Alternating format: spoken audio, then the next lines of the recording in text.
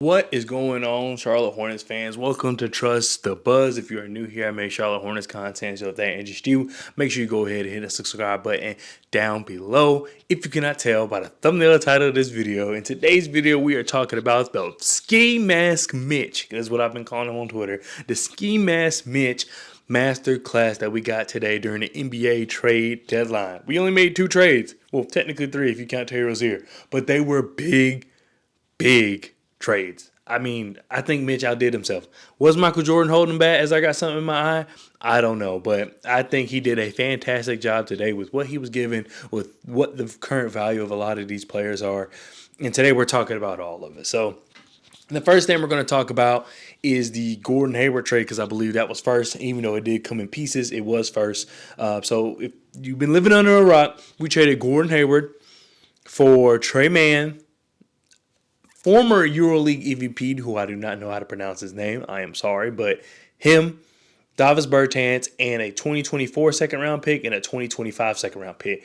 Now, I don't know who, because OKC has a lot of picks, so I don't know who those picks technically belong to. I think we'll know more, and of course, as details get finalized. But I'm doing this like right after I get off work, and I'm floored because I was happy with Trey Mann and Davis Bertans because if you remember, that's originally how it came out. It was Gordon Hayward, Trey Mann, Davis Bertans, but the money didn't match. And I don't know everything about trade exceptions. I do know that the Oklahoma City Thunder had 2 trade exceptions. I know you're not able to stack them, but I just wasn't sure of that. And I looked it up and I just kind of was like, oh, I still don't know. So I've always, especially today, I was like, we're just going to wait till see how everything plays out. But I was like, it just doesn't sit right. I don't see how this trade works. Davis Bertans, Trey Mann, the money just does not add up, even with one of the trade exceptions. And then literally as soon as I said that on Twitter, boom, here's the second part of the trade. They get the former EuroLeague MVP. We'll call him Mr. M because I do not know how to pronounce his name. I promise you I will learn because I think he's here to stay. But Mr. M, and then we got 2 additional second-round picks. And I'm just excited because Gordon Hayward, there's a lot of mean things I would like to say about Gordon Hayward as an NBA player for my favorite team. Lots of mean things, but I'm not going to do that. It's frustrating to just watch him kind of take money from the organization. I know you can't control injury, but it was so often. It seemed as though, I don't know him, but it just seems as though he didn't care. I remember when we were in the play-in in Atlanta, and he didn't even bother to show up, which I know he stayed in Charlotte, so it's like, at least you could have just showed up. And some people were talking about, bringing him back, letting his contract expire, bringing him back on a lesser deal for him to be a veteran. I didn't like that either because we have veteran leadership problems, and he's been on the team the whole time. So I don't know how bringing back Gordon Hayward would fix those issues. I mean, guys had nice things to say about him behind closed doors. They were like, yeah, Gordon Hayward talked to me. But it just wasn't enough, obviously. It just wasn't enough. And I was a fan of what he could do for the team, but not for the price tag, and it just wasn't worth the injury once it got to the second point. I think the second year of his contract, that was kind of where I was like, all right, I'm done. Because I felt like the Hornets were trying to do too much of a win now move signing Gordon Hayward, but I did feel like they needed that team, young rookie LaMelo, Miles Bridges, PJ Washington, all those guys, Terry Rozier, all those guys, they did need a veteran of some type, a veteran that also plays in a pivotal part of the team. And I thought Gordon Hayward was fine. I just didn't like the contract because I knew his injury history. So I don't know why they gave it to him in the first place. But I digress. There's just nothing good I could say about Gordon Hayward. I felt as though if we were good, he would help us out. But of course, we never got good. And then also on top of that, I don't think it just really worked. It didn't really work. There was times where early in the season, Gordon Hayward, we were running plays for Gordon Hayward. Brandon Miller wouldn't get the ball, and now we see Brandon Miller balling. There was other times where we would see just all kinds of things with Gordon Hayward. I know some people were taking when Brandon Miller dropped his career high, Gordon Hayward didn't shake his hand, at least in the clip. I didn't take too much into that, but I know some people didn't like it. There's just a lot of things that didn't sit right with Gordon Hayward, and I'm not blaming him, not blaming anything with him, but it just didn't sit right. So to get Trey Mann, who coming out of Florida, if I'm not mistaken, in fact, I have my laptop here, so I can fact check myself, but considering getting Trey Mann as I look here, and Trey Mann did go to Florida. I thought so. But getting Trey Mann, I think is a good thing. He is, 6'3", 178, according to what I have here on Basketball Reference. I do remember when he came out in the draft in 2020. Was it 2021? Yeah, it was 2021. And he was a first-round pick. A lot of people love Trey Mann, and a lot of OKC fans seeing on Twitter, hey, love Trey Mann because he's able to create for himself. He's also able, from the clips I've seen today and just kind of how I was able to go back and see just, how he plays. From the clips I've seen today, he makes himself available to the ball handler. So I know if you watch all the games, the Charlotte Hornets, we'll use Brandon Miller because LaMelo's hurt, but Brandon Miller will dribble, kind of get stuck, maybe get double teamed, maybe just get put in the corner. And everyone, they're open, but they're across the court. No one makes themselves available. And just from the brief clips I've seen, Trey Mann makes himself available. He comes to the ball. He tries to find a way to get close to the ball handler and get the ball. I can appreciate that. He also can create for himself. I can appreciate that. Some people say that he may interfere with Nick Smith Jr., and I completely understand that. But one, I never saw Nick Smith Jr. as a point guard. He does need to gain and grow into a point guard. Maybe he doesn't need to become a point guard, but he just needs to get some point guard attributes. And he has them. I think he's just got to flesh them out. It's his rookie season. He hasn't played. Team's not good. There's a lot of factors that play into that. Point guard is not an easy position to play, which is why I've always been able to give LaMelo so much credit and slack. Some people say I'd go too easy on him, but some people say I actually go too hard on LaMelo. But either way, the point is point guard position is a very, very difficult position to play. So asking a shooting guard to kind of play point guard because you didn't get a proper point guard, it's a lot to do. I think Trey Mann kind of fits that mold a little more of a true point guard because I think what worked for Nick Smith Jr. at Arkansas was that he was able to cut, he was able to get open as well, and that worked for Anthony Black because I think what they thought was going to happen at Arkansas last year was Anthony Black kind of was going to be at the 2. He was going to be the primary ball handler, the combo guard, but Nick Smith Jr. be the 1, Anthony Black be the 2, maybe even 3. But it ended up being kind of the other way around. It really became Anthony Black's team because of Nick Smith Jr.'s injuries. And now we have Trey Mann. I think they can play off each other both, very well. I think that they're both good enough playmakers. They can be on the floor at the same time and not get in each other's way. I feel as though Nick Smith Jr. is a really good. He moves well without the ball. Trey Mann moves well without the ball. Both of them have the ability to cut. Both of them have a quick first step if they do have the ball in their hand. They're both able to get to the back. There's just so many things that they're both able to do in almost the same exact way that I feel as though they can work together because their game allows them to do both. Or your game allows them to play both guard positions. So I don't feel like they really should intertwine that much as far as negativity wise. I think it's going to be more positive than anything. I would be lying if I said they didn't do the same thing. They do virtually a lot of the same things, but I feel like they do it in a little different way. Nick relies a lot on his athleticism and almost on his jitteriness. You've seen him play. He's just moving. He's quick. Sometimes he plays a little too fast. Trey Mann, to me, from what I've seen, and I obviously need to watch more film, does not play as fast, as jittery, as just quick as Nick Smith Jr. does. Now, he is quick. I think he's very fast. I think, like I said, he has a quick first step. He moves very well without the ball, but it's a little more tight. The moves are just a little more tight. I think they're a little more polished, is what I'll say. And we know he can put up points in a hurry. He can score in a myriad of different ways, very similar to Nick Smith Jr. But the way they do it, I think is what allows them to play together. Because I know some people were talking about how does Nick Smith Jr. and James Bouknight play together. To me, that was more of a crossroad because they did a lot of the things the same exact way, as opposed to I feel as though Trey Mann, Nick Smith Jr. they do a lot of the same things but in different ways, and they both need to work on their defense. But I think NSJ has been pretty good on defense, actually. If you ask me, Trey Mann not so much, but I'm not really worried about that. I am glad that we just have a guard that can shoot. He can play make a little bit, and if anything, he may not be your Chris Paul playmaker, but he is where he's going to make the defense pay attention to him, which allows other people to be open. If you can do that, I'm happy. I don't need you to be Chris Paul. I don't need you to be Kyle Lowry, which is funny because we have him on our team. I don't need you to be those guys. Just continue to put pressure on the defense, and I'll open up the game for other people. Hit those open people. I think we're moving. I'm cool with that.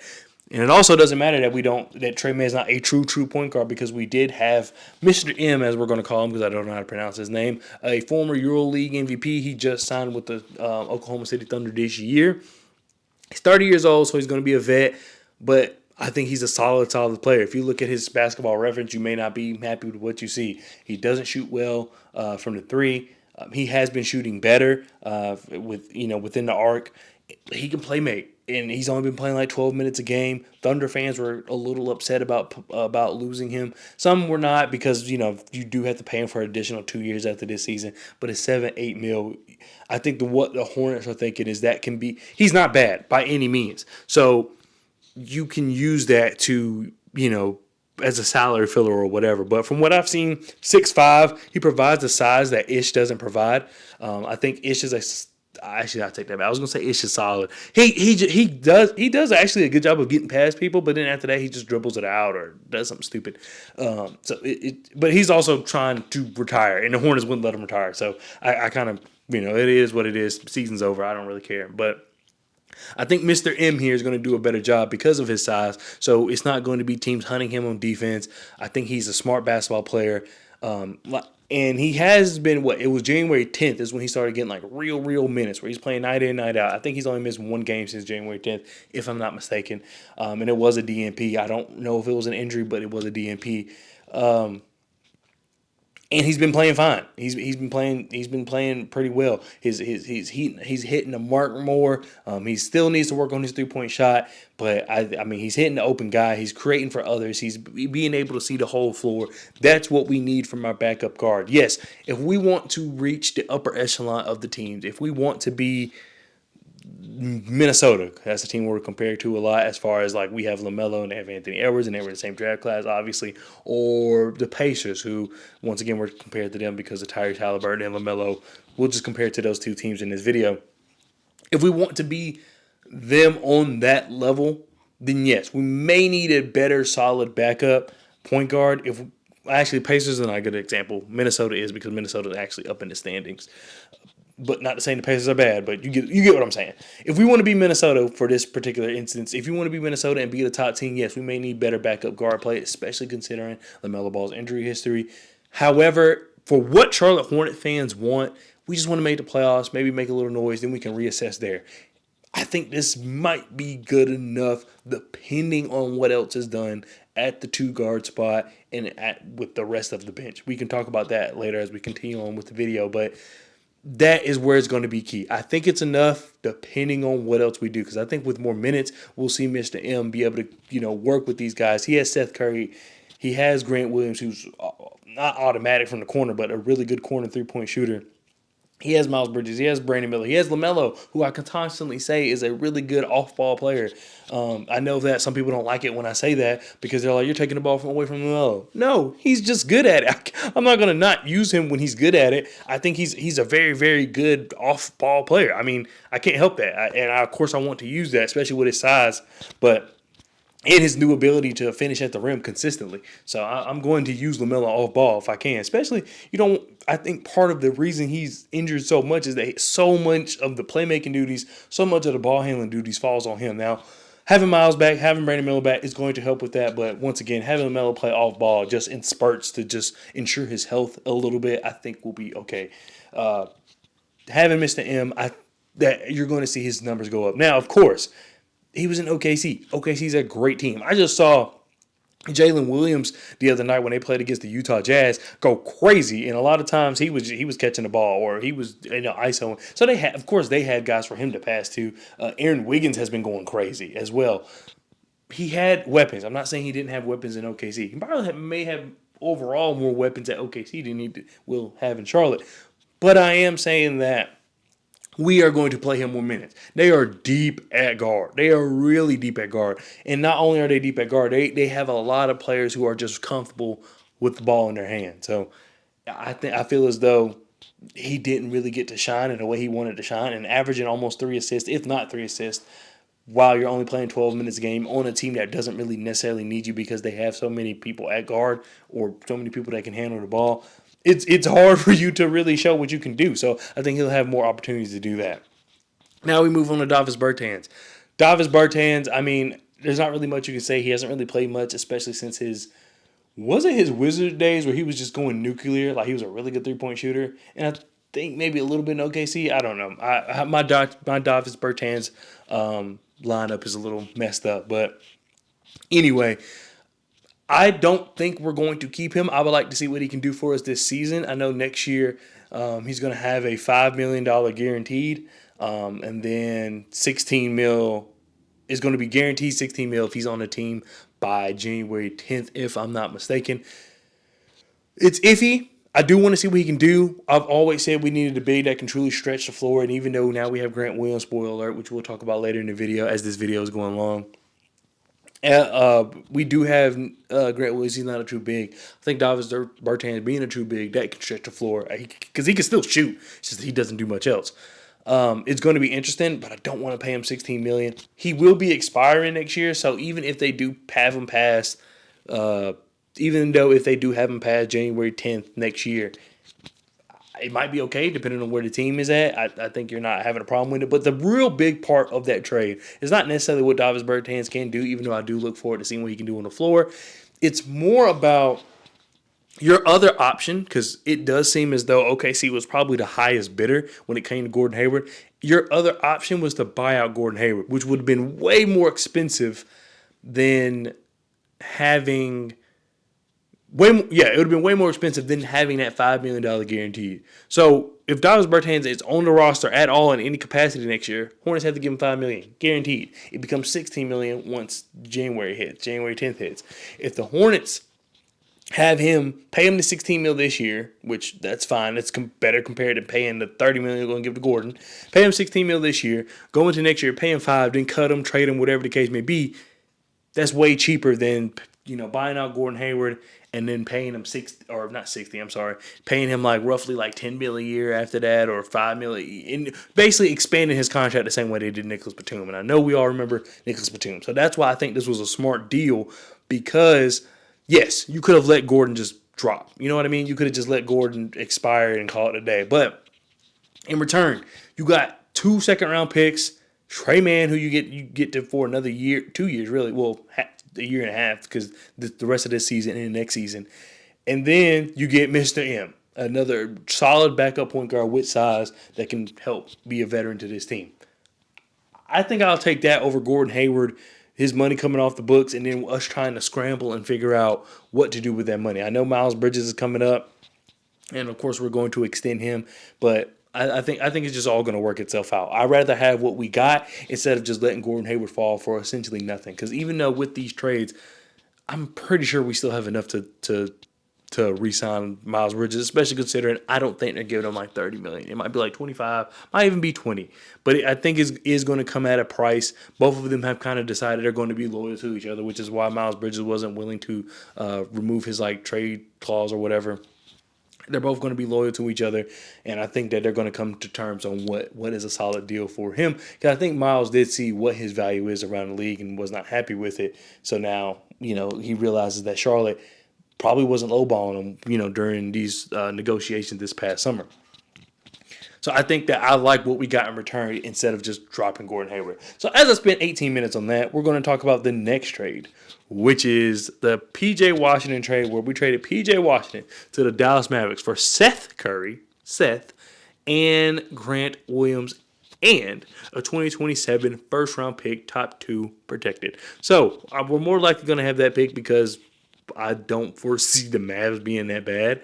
And even if they are, let's say it goes to 3. That's crazy. Because it's top 2 protected. They have to be sorry. And then on top of that, they have to have the lottery go their way. So not only do they have to be really bad, but then the lottery has to go their way. And then they'll get the pick. I like the advantage we have here with the light protection. And that could be because, yes, PJ or Grant Williams is not the offensive threat that PJ can be, and I feel as though that's what a lot of Mavs fans were saying. Well, you're getting Grant Williams, and we got PJ Washington. He just dropped 40, and he can do this, and he can do that. Yes, he can. But I feel as though what they needed and what we needed are two different things. I feel as though they needed someone who can drop points like that because I feel as though they do have some decent defenders. They got Josh Green who could erupt at any time. They got Derek Lively. I'm naming the defensive players. They got Derek Lively. They got Derek Jones Jr. So they have guys that can kind of hold it down on defense, and they needed someone who has a little bit of defense, and which I think PJ. I'll say this. I think PJ is going to be better in Dallas than he was here. I've said that about him. I've said that about Gordon. I've said that about Terry, even though it's not looking too well. I think those guys are going to take it to the next level on their new teams. But, yeah, they were saying that, yeah, PJ can do that, but that's not necessarily what we need. PJ's taking roughly around 11 to 12 shots, shooting his worst percentages, I think, since he's been in the league. We don't need that. We got Brandon Miller, who we need to take shots. We got LaMelo Ball, who we need to take shots. We got Miles Bridges, of course, who would need to take shots. That's three guys who need to take a lot of shots. So there's not really room for other guys to take shots. And PJ was taking shots away from them. Now Grant Williams, the shots are cut in half. Grant Williams takes like 6 shots compared to PJ's 12. I'm taking that.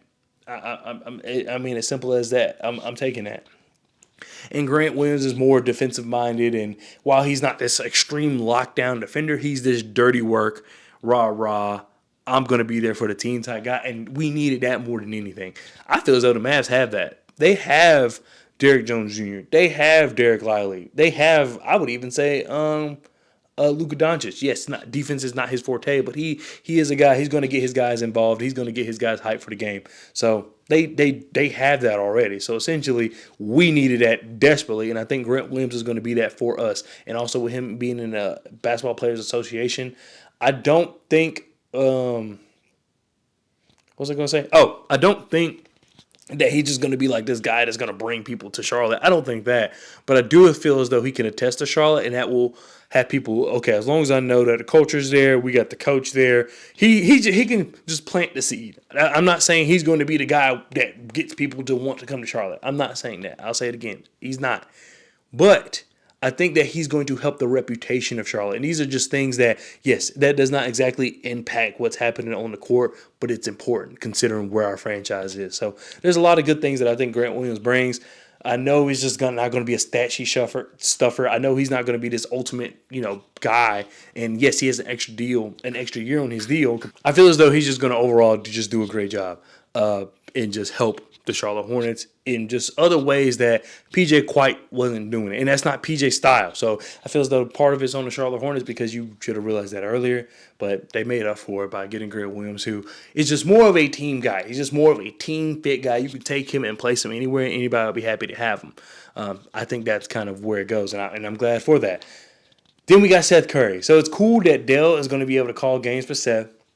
I know Seth hasn't played much. I know Seth hasn't been kind of the Seth you expect him to be. But what is crazy about that is that he's still one of the best three-point shooters in the league, and we need that desperately. So this is one of those instances, and I always refer to this even though it's not the exact same. This is one of those instances where you look and say, remember that deal with Mike Conley when he was with the Memphis Grizzlies and they paid him all that money? Everybody's like, oh, my God, why would you pay Mike Conley all that money? Well, as we all know and how that turned out, he meant a lot to that franchise. It's not always about what he means to the league. Sometimes it's about what does he mean to your team and your fans. Simple as that. Drew Holiday, when he first got paid in New Orleans, everybody's like, that team's not good, is that and the other. And I think they went on to upset the Portland Trail Blazers in the playoffs because they had Rondo too. That was a crazy team. Anyway, he got paid a lot. Everybody's like, that's a lot of money for this guy. Now we see how valuable he really is. But then also on top of that, it was how valuable is he to this team, franchise, player, teammates? How valuable is he to that? And I think that's where someone like Seth Curry for us is going to come in. Because, yes, you can look at Seth and say, oh, well, he may not be that valuable. He may not do this. He may not do that. We just need shooting. Now, when we get hot, we're hot. Like last night when we were playing against the Raptors, Miles Bridges was hot. Cody Martin even was hot. Nick Smith Jr. was hot. Brandon Miller was hot for a while until they got gas. But you get the point. We don't typically do that. That's normally how we don't normally play like that. Having Seth Curry, who's a guy where, yes, he's not that known as that much of a playmaker. He's not known as that much of a defender. But a guy that he at least tries on defense, but really, if anything, he's going to hit a shot. We know that's what he does. I'm taking that because the only person I feel like we have right now that we know if no matter what's going to happen, they're going to hit a 3-point shot. I feel as though that's Brandon Miller, a rookie. Nick Smith Jr., a rookie. LaMelo Ball, a rookie. Well, not a rookie, but injured. That's what I meant to say. That's it. Miles Bridges, I mean, he's gotten better. I think he's dramatically improved. I need to see more of that this season and also see how to go into next season. Not saying he can't do it, but I'm just saying that for 2 or 3 years, I saw Miles Bridges be unstoppable when he's attacking the basket. So that's kind of the Miles Bridges I'm used to. That's kind of the Miles Bridges I like. But if he wants to expand his game, I'm all for it. We need someone like Seth Curry who, no matter what's going to happen, he may have zeros across the board. But if you're looking at 3-point category, he's going to have 1. He's going to have 2. He may even have 3. That's what we need. We need someone who's a threat, a true threat at the 3-point line. And I think he does that. Yes, we can maybe find someone better, maybe find someone that can also do a little bit more. The time will come, but as this roster is in transition, of course, if you look at it, I'm taking that. I'm happy with that. So overall, I think the Charlotte Hornets did a great job. We got the 2027 pick, as I mentioned. Another fantastic job for that. Because now we have 3 first-round picks in 2027. Now, I know we have the Miami Heat pick, possibly, which I think the Miami Heat are going to be good in 2026, which automatically makes the pick unprotected in 2027. So at first, it was crazy because it was, we got to pick so far away. But now we got to pick so far away again, but in the same year. And so now they have a plan for 2027. I'll say that. They have a plan for 2027. It's either this team is really good, we're making the playoffs maybe. We made it playoffs, 3 years between, technically 2 years. Next year's 2025, next year's 2024, 2025, 2025, 2026, 2026, 2027. So yeah, we got roughly 3 years from now. You have time to look at your contract. LaMelo, will be 2 years into his contract. There's just so much that can go on. So, okay, this team has made the playoffs 1 or 2 times. Okay, we're making the first round. First time we may get swept, which is fine. I'm telling you, Charlotte Hornets fans, y'all know we don't care. We may get swept the first time. That's okay. But then, we may get swept, and then the next time we may only go down 2 games. We 4-2. All right, but now it's 2027. We have 3 first-round picks. We have our own. We have Dallas. We have Miami's. We can do something with that. We can do something with that. We can make something shake. Then we can. All right, let's trade and let's get a star. Let's get a true big man, depending on where Mark Williams is at in his career. Let's get a true, very, very superstar, solid shooting guard. It just so many things can happen. Or I'm not saying this will happen, but let's just say everything goes bad. Well, now you got 3 first-round picks. 3 first-round picks in the same year. I don't know too much about the 2027 class. My knowledge for draft class to stop at 2026. But I am saying that you can go a lot of ways. I commend the Charlotte Hornets for doing that. Overall, I think it was a great trade deadline. I think Ski Mask Mitch, as I've been calling him, has done a great job. He can rest now. He did his job. He did his due diligence. I don't want to keep you here. I'm not. This is not me advocating to keep Money Mitch, because I do not want to do that. But this is me advocating, saying that we should give him his flowers. He did his thing. Can I say that Jordan held him back? I don't know. Of course, that's what the optics scream, but I don't know if that's the case. I think he did a fantastic job considering what you have. Because as we saw with Terry Rozier, even though his is more a little contract related, a lot of people don't take what you do on a bad team, and maybe it's just Charlotte, but I'm just going to say bad team. If it's Charlotte, then it's Charlotte. But a lot of people don't take what you do on a bad team seriously, so it may not always equate to you kind of getting the compensation that you normally would for specific type of players, specific mode of players. Like I said, we saw that with Terry Rozier. But to walk away with this, it's not this ultimate haul. It's not this, oh my God, like they're a new team. But we can actually start truly evaluating our players finally, because yes, we're not perfect, but we are good enough. We are good enough to where there's no more, this team absolutely is crap. There's no way they can win. We're good enough. If we can stay healthy, we are good enough to make noise. And I think that's where the Charlotte Hornets want to be right now. They want to be good enough to make noise so they can look back and actually see, okay, we need this, we need this, we need this. Right now, they have a good, solid collection of very solid rotational players. Of course, it can get better. I know. I think we should really hold all judgment until the end of the season, but it's good enough to put the guys out on the floor, watch them play, and be okay and actually take true evaluations. Because before, you had to be like, well, we don't have a center. PJ's playing spot center minutes, and he's looking terrible because he's going against Rudy Gobert.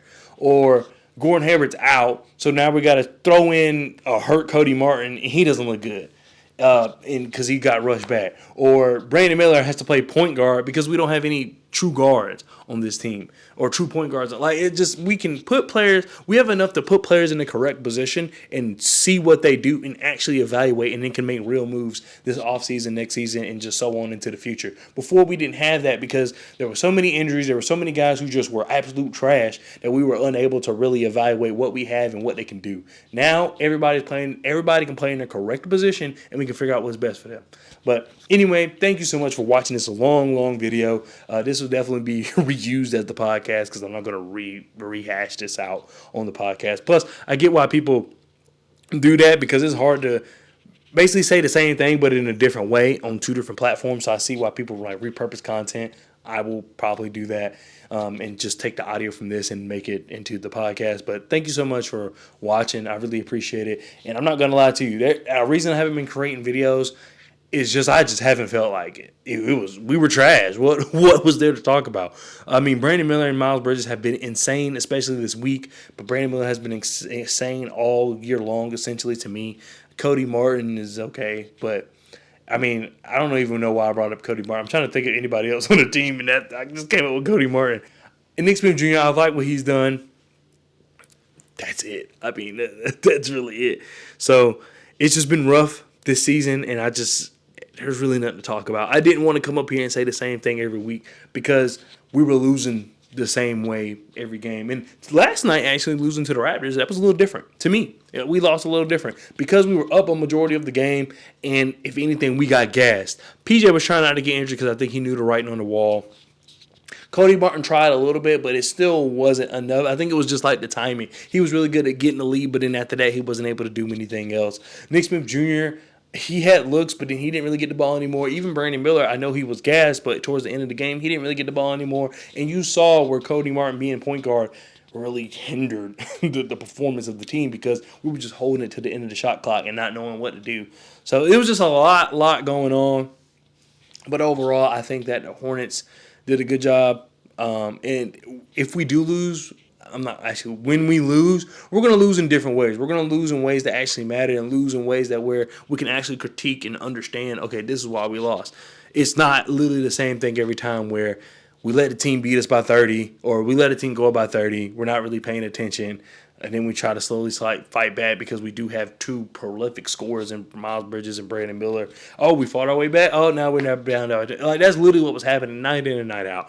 So I just felt as though there was no reason to talk about it. But now I feel rejuvenated. I feel much better about just the performance of our team going forward.